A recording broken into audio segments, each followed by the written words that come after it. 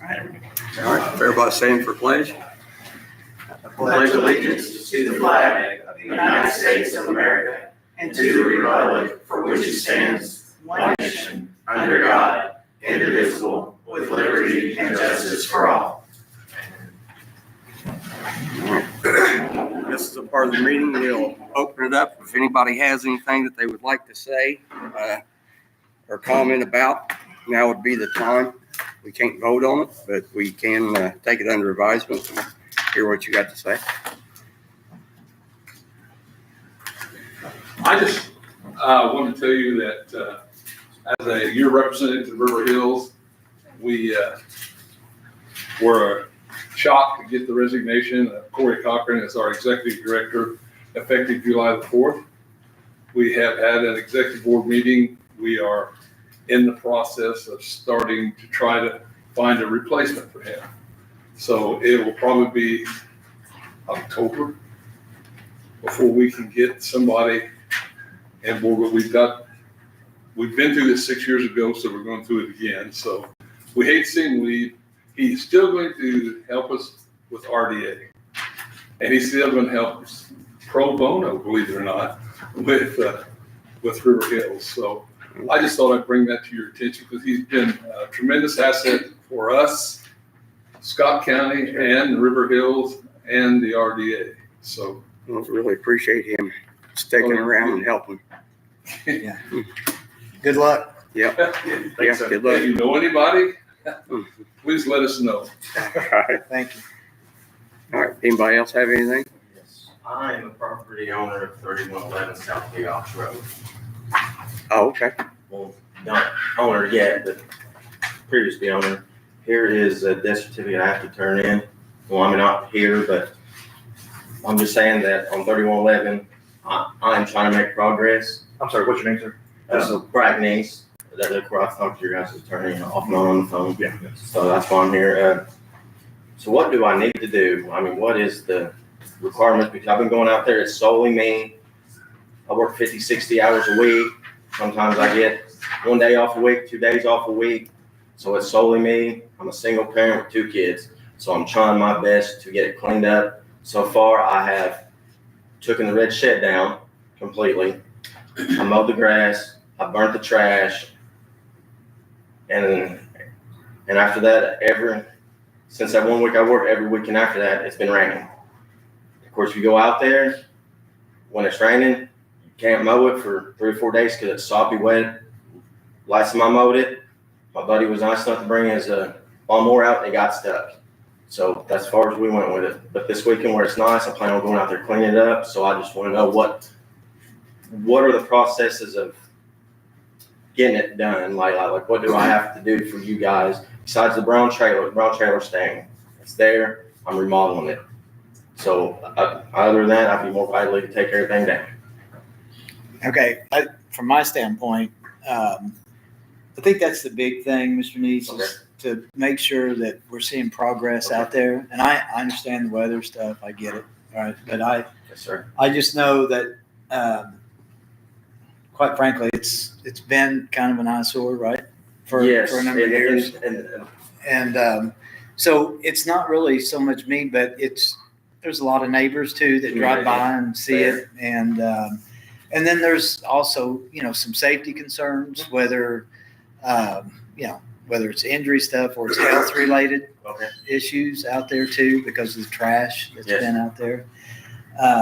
So, when we have that kind of stuff, then that puts it on us to take action, especially when we start falling into the health areas, right? So I guess from my standpoint is that we just want to make sure that there's progress going on to get it cleaned up. I understand you're a one-man game, yes, sir. and that makes it tough. But I guess looking at it, thinking about it, I just don't know. I would like to see a plan. By July 31st, for instance, I plan to have this done. I can do that. This is one thing that we've that I've talked with our attorney about is just laying out a plan of progress, pretty much to something that we can gauge that on. Okay. I appreciate you coming in here. Yes, sir. Because this has been going on, for a long time. And whether it's your fault or not, I don't know. But we have no way of contacting, and we have tried. Yeah, I'm sorry to interrupt you. Yes, I'm gonna jump in on that. Yes, once my dad died on the property, because he died on the property, I just packed up and left. You know what I mean? I just left. I didn't want to have nothing to do with it. I moved out of town for so many years that's why you guys couldn't contact me, because I moved out of town. And after that, when I came back, he decided to bring it back. Like me going back there, because eventually that's my plan, is going back home. Because I've mourned enough over my dad's death. My dad wouldn't want it to be like this, so I never checked on it. I never messed with it. I never done anything. So when I went out there, I seen all that, and actually I was calling excavation people, and I got a hold of Abbott. Well, Abbott said that he bidded on it, and I told him nicely not to step foot on there, because I plan on proceeding myself. And then so he agreed on that, and I said I am contacting somebody to try to come out there and do the heavy work. So I am in the process of trying my best to get it cleaned up and make everybody happy in this. So I don't get fined. Because again, I don't have the money to throw out there. So I'm more willing to do anything you guys set a date, whatever. This week I'll go out there and clean it. I'll get a hold of your attorney. I'll take pictures of it. I'll do what I need to do. But yeah, if you would do that, work with Zach to show some type of plan. Yeah, I mean, I think, and just going back to what Greg talked about, and I'm not trying to say that this is like you did any of this. I mean, it's our understanding at least that at least some of the debris and things was community members dumping.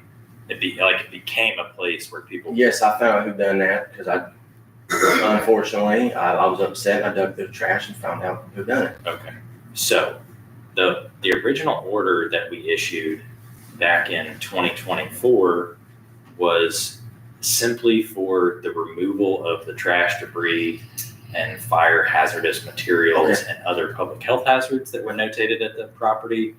And then separately, a repair or rehabilitation of, I think, the Red Barn was one of the structures. Yes. Okay. You have another structure on the property that is a loose trailer. Yeah. And I'm in the process of trying to get rid of that. Talked about that one. Yes. I'm still trying to find some. That's okay. So we did that initial order, and it was just for, rehabilitation of the property, basically. Nothing occurred, and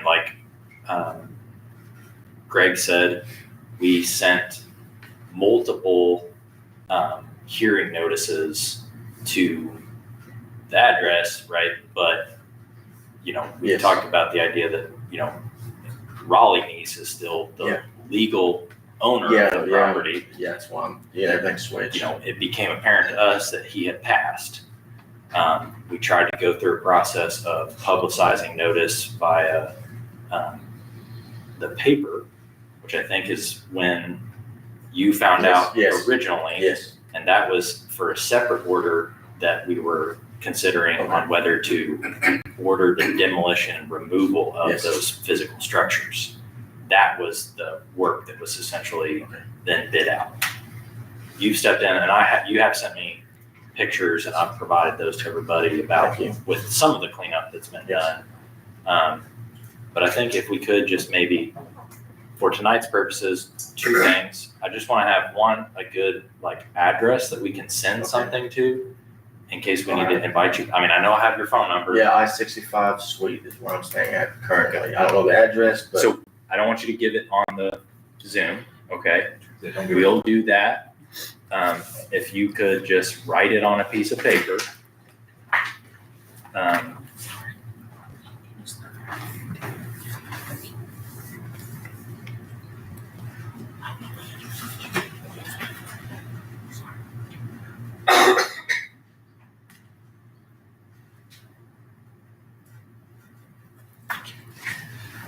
Mr. Neese, do you mind if I see your paperwork there? Yes.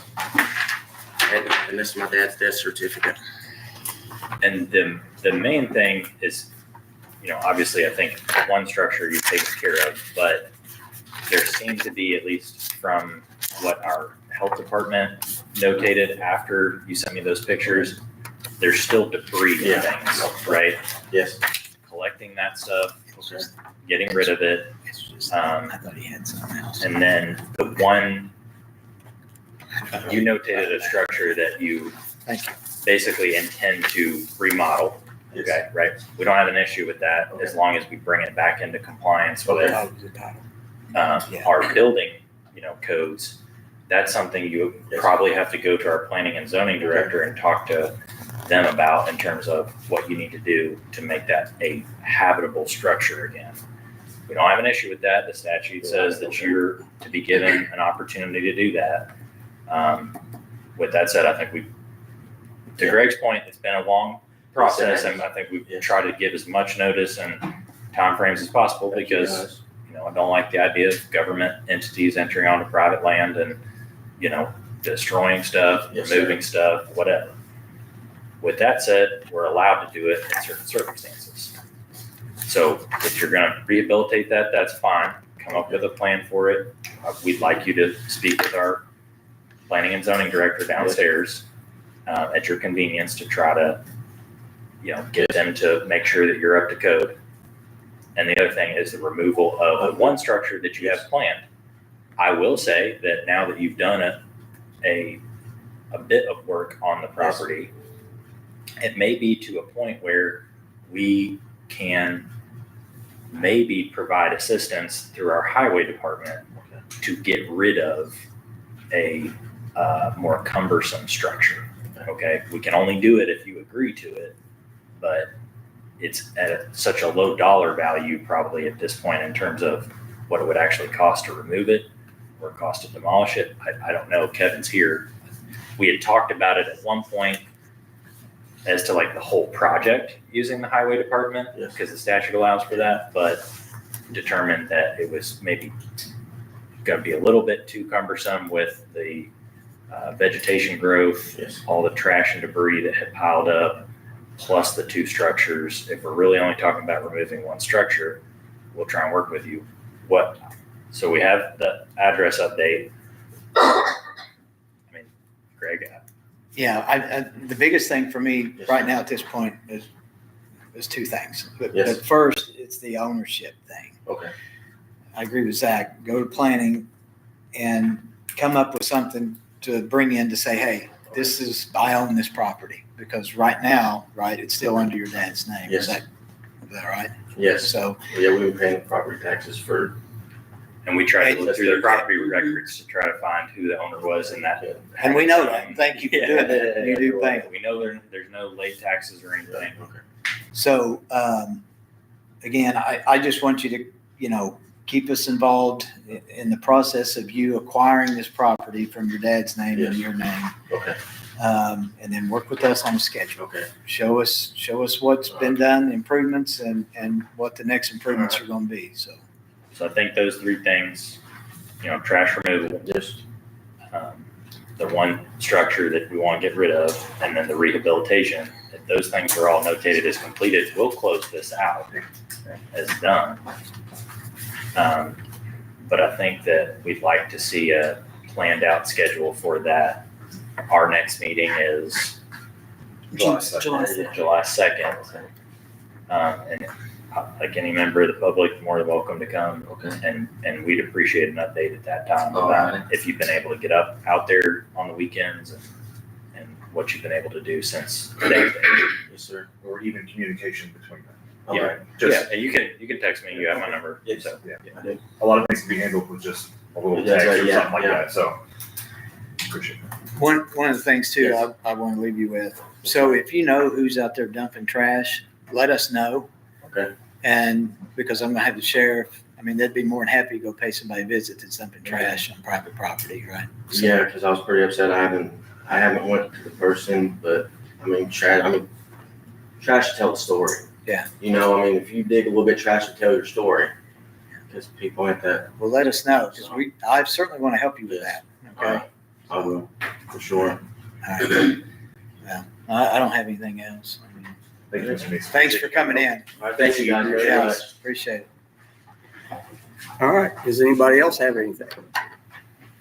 All right, and we're gonna get on with the agenda, and the first item on the agenda tonight is Mr. Kozart, Pigeon Roost.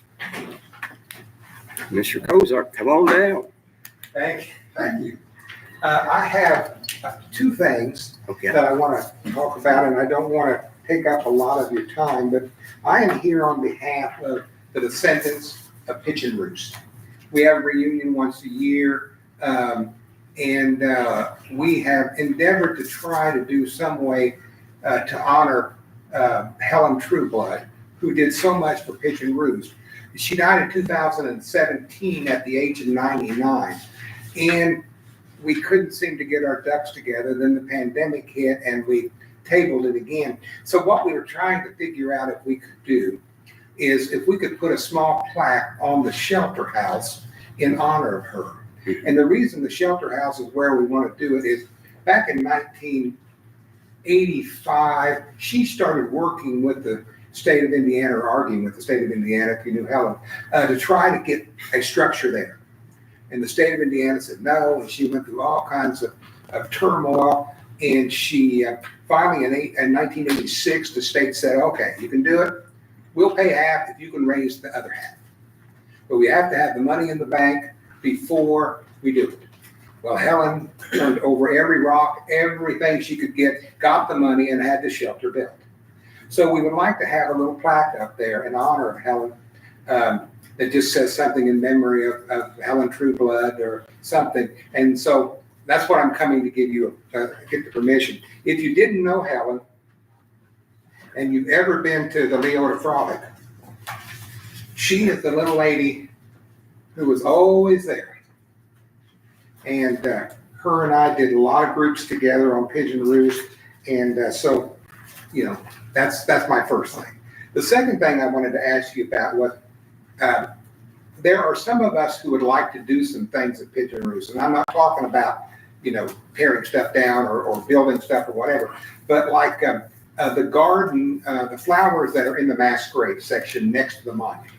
You know, really, I'd like to have the master gardeners come in and look at that to see what are weeds and what are native grasses and flowers, because I'm no expert. I cannot do that, but it needs to be. And then the stones need to be watched and stuff.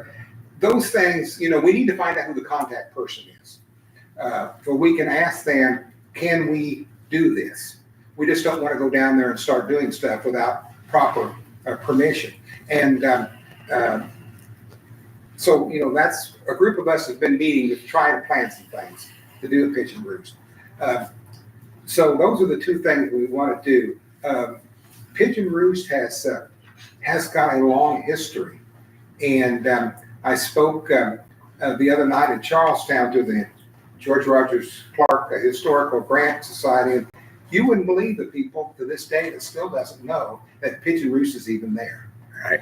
And when the state finally relinquished ownership to the county, it was the greatest thing that ever was, because the county finally came in and they mowed it, they took care of it. Every year I call down to the county highway department and I said, we're having a reunion in September. Do you think you guys can get the mowed? Every year they do. And I always tell them, if you can't, because I know they're busy, let me know and I'll take my mower down there and mow it. So it's been nice having the county in charge, but we didn't know who our contact person was.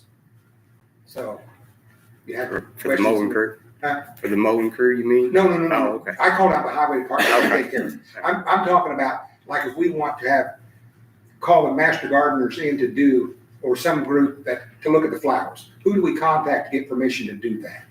The monument, clean the front of the monuments off.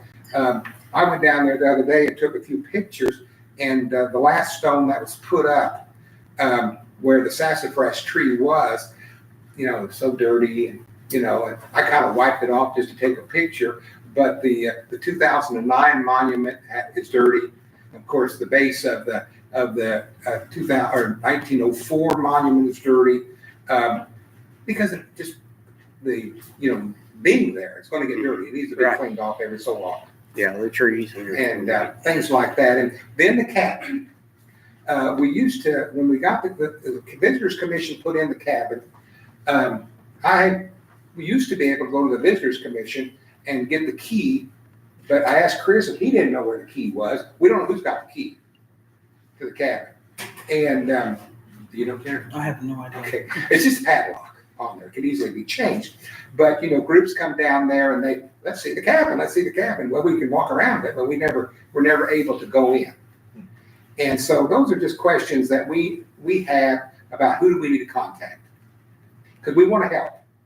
We're not here asking for money, or we're asking just for us to be involved, but we don't know who we need to be in touch with. I would recommend the cemetery board, maybe. Maybe coordinate with those folks. With the flowers, wouldn't it be Purdue Extension Bill? I mean, Well, now- you can coordinate with whoever on the flowers. The cemetery board is different from the Pigeon Roost Park. Actually, the cemetery is called Sodom Cemetery, not Pigeon Roost. And now I don't even know if they still have a board. My dad was on it, Raymond Hardy was on it, but I don't even know who's been on it anymore. We just got the band back together here Okay, great. a couple meetings ago. Right. We didn't even know who was on it until then. A couple of folks, but yeah, I mean, I know Chris has reached out to me and talked to me about this down there. It's kind of been one of them things. It's to your point, out of sight, out of mind. That's why a lot of folks don't know about it. But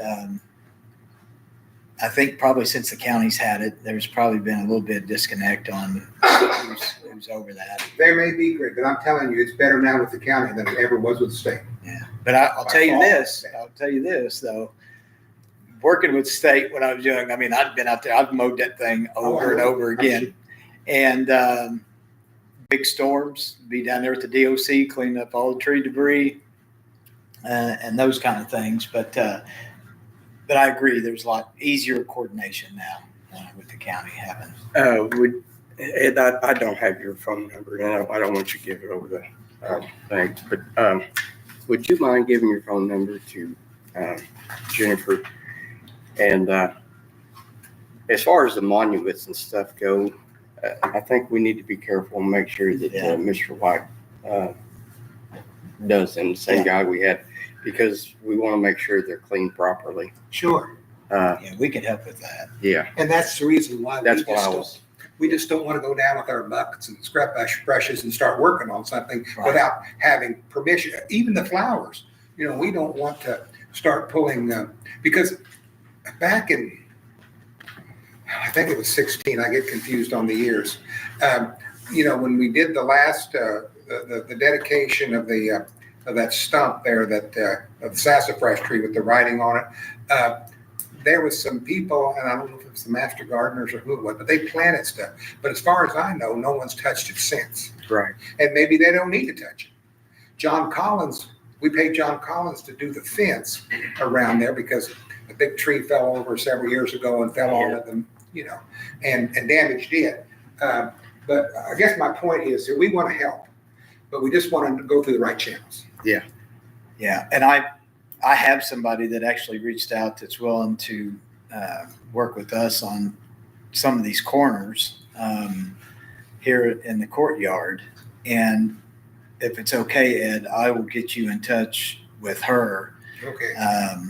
because this is her expertise in that as well. And she'd probably come out and do it for free or give some ideas on what you need to do or what you got and that kind of thing. If we had somebody to do what we were to do, and I'm sure I could get several people to come and help, Sure. but Yes. everybody's an expert, and sometimes they're not. Right. You can do more damage pretty quick. You're telling us. Yeah. Yeah. So do that, and I appreciate it. And Jennifer's got my phone number. Call me to let me know what you think about anything. We are having a reunion, of course, this September, like we always do. You're more than welcome to come. I know Randy's been before, and you'll let me know about the plaque for Helen. I'm I'm okay with I'll that. make a motion to approve.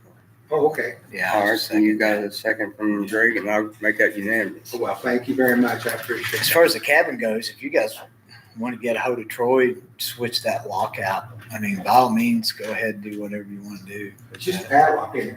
Just let it go. Yeah, I think it'd be good. Use the master key. Okay. And get a key and bring the key to, I would say dispatch probably, right? Or Well, I would. Do you mind probably- to hang on to it? sure. I mean, Okay, good, that's great. Yeah. You know, it worked before when the Visitors Commission had the key. I would probably also get another copy for the county highway department. All right, well, I Yeah, thank you. Do you have any questions for me? No, I'll get out of here. No, thank no, you. thank you for bringing it to us. And again, if I can be a help there or anywhere, just let me know. I'll be glad to. Thanks, Ed. yes, sir. I Thank think you, Ed, that appreciate it. the cemetery board does want to meet here shortly. So as soon as we get a meeting together, I will pass your number on to them if that's okay. Sure. And then if there's anything they can do, you can work together, we'll do that. You know, there's several stones that are down there that I always tell Teresa, when I die, nobody's going to know who's buried there. And, you know, but it costs a lot of money to replace stones. And there's nothing there yet to put up. Because I met with a guy in Madison about repairing stones, but there's nothing there to repair anymore. They're gone. All right, thank you very much. Thanks. Thank you. Thanks, Ed. All right, Mr. Comer, How are you all today? doing good. How you doing? Thank you for having us. I brought Lauren Charlotte with me. Okay. We're here to talk to you about the purchasing card, which I think would be great for the county. I've talked to Jennifer, we've talked to the council, we've talked to the treasurer, and I think everybody's sort of in favor of it. But to fill you guys in more, I'm gonna turn it over to you. Okay, so the purchasing card, we call it a multi-card. You all currently have the Elan credit card that you all utilize. This allows for better controls for an administrator, and it allows for more fraud mitigation because we look at the past 12 months of payments that have been made through checks and ACH and other payments rather than just what you've paid on the credit card, seeing what you can move over to being paid by the credit card or a virtual card. So that allows for not as many checks in the mail, and as we know, that the mail can be strenuous. disaster. And, yes, and A so disaster. people looking at it in the wrong hands, of course, and then they duplicate checks and everything like that. So with the virtual card, it also allows for you to make payments to any vendors that you have that maybe you pay monthly. You can actually adjust those amounts. You can send out a virtual card. The administrator would go into the system, send the payment to the person. Say it's $1,000 this month. The next month, they can just reload that same card. They can take that card number and put it into anywhere that processes payments and take your payment, basically. The administrator, it allows for the controls. It's if you can order cards for anybody that needs a card, any employees. And also, if someone is out on the road and you say limited their card to $1,000 and they're at a hotel and they need that increased in real time, you can go ahead and increase that to $2,000, $3,000, whatever amount that you think you need. So, Russ, do you want to add anything? It also allows you to control where they spend it if they're not at a convention. You're in control. They can't go to a bar or wherever if you don't want them to go to a bar or whatever. So that's great. The fraud prevention is the big thing. It's great. We do need a resolution from you guys to proceed. It is based upon your monthly spend, and Jennifer and Lauren and Ryan can work to determine that number. Really, we just need a resolution from you guys, if you're interested, to proceed with this. I'm sorry, go ahead, Rick. I was here the other night when you guys presented to the council, and I know the council was kind of behind this, so.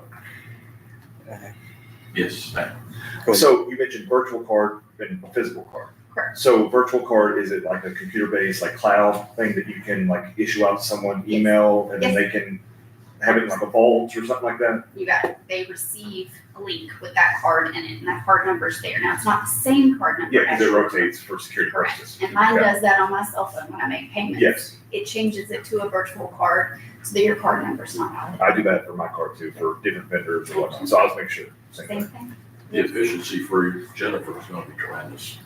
It's one console, managed through their users and all that. Yes, so she can actually add other users to the card, to the program, so that they can monitor it as well. And I think we mentioned last time, like if you had a Concur or you set up anything, so if there's an employee out there using their card, Yeah. they can swipe it, then they can take a picture of their receipt, and it can go through the portal, so you know what people are spending money on. Does it integrate, or does it have the possibility to integrate with Lao, or is it pretty easy? Possibly, there's a lot of integration, you would just have to check on that. Okay. To make sure. Cool. Rates have a lot of- Thank you very much. Provides good management on what's being spent. I think it's a great tool, so. And then the AI for mitigation and all that. I suspect it's AI for the fraud mitigation, checking or compounded where it's been used before and then shows that they can try to use it somewhere else or whatnot. Right. Yeah. So, great. I'm good with. I was impressed with the idea the other night when you guys presented it. So. I'll make a motion for a resolution to get this service started. So I think we'll, if you guys are good with it, probably like table a final decision, because you guys have to communicate about How to do this. how to do or the exact amounts, I guess. That's the Yes. company. Yeah. She can tell you how that's calculated if you want her to tell. Yeah. Yeah, so we like to get a list of all the bills that you have paid in the past 12 months. So whether it's ACH, whether it's check, whether it's debit card, anything that you've paid, plus your credit card payments. We take that and we match it to see how many of those vendors accept credit card. And then get that back to you, show you the percentages, and we look at the amounts that way. So we can determine a monthly thing. So we just need to sit down, have a meeting, and figure out what we can do. Yep. Sounds good. So we'll make a motion here to table it. Yeah. I mean, I think with it sounds like a consensus that we're correct. But That's fine. just, let's review it. We're gonna make that unanimous. Thank you all very much. All right, thank you. Appreciate it. Thank you. Thank you for coming. Mr. Campbell, computer bids. How is everyone? Good. Good, you? It's good. Let's see here. I guess we can start with the computer bids. So, asking permission to start the bidding process for the computer refresh for the county. We talked to council last time, and they're trying to allocate funds. And we pretty much discussed to go ahead and start with the bidding process. So Okay. just want your approval to start that. All right. I'm good with that. I'll make the motion. And I'll second start that. I'll make that unanimous. Go ahead. If we do start the bidding process, when can we, or with the approval, when can we start the bidding process? What? Like with the approval, when can I reach out to the vendors and say, here's the specs? Does it have to be advertised first or can you do it now? Yes. Well, we that's need what to I'm thinking. If we advertise. can get the advertisement in by noon Friday, if you've got something written up that we can put that in there noon Friday, I mean, can he go ahead at that point, or does he have to wait till Tuesday when the paper comes out?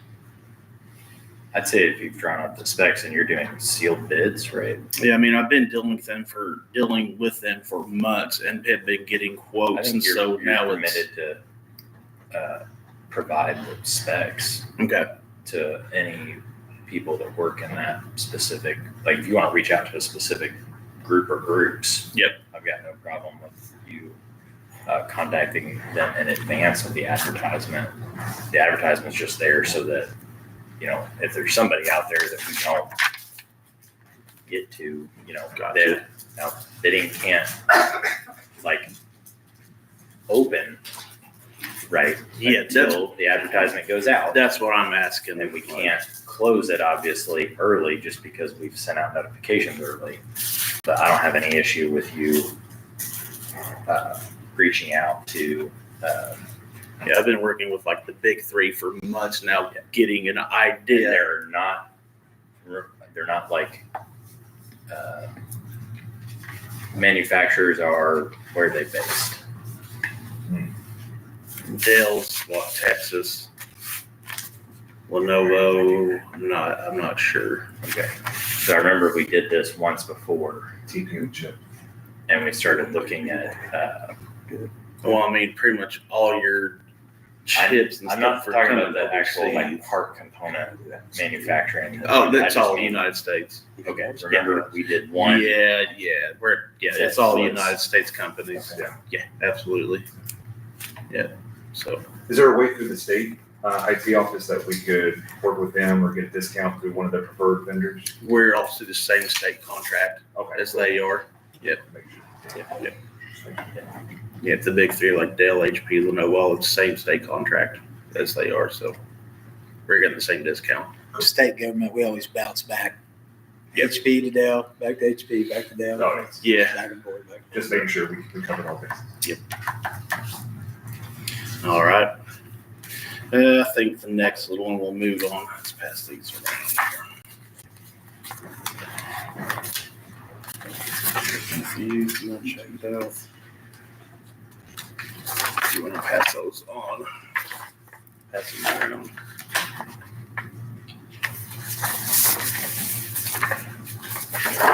Next one is just a printer maintenance agreement for Superior Court through M&M Office.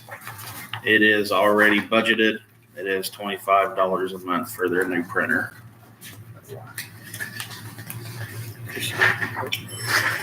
And this is the same contract or agreements as the other ones we have in place already? Yeah, we just did prosecutors last commissioners meeting. This one is for Superior Court. They got an off lease printer through M&M Office, also at a really good discounted price. You like it?